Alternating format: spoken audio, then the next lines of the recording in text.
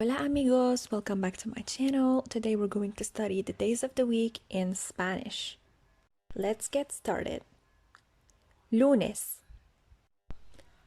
martes,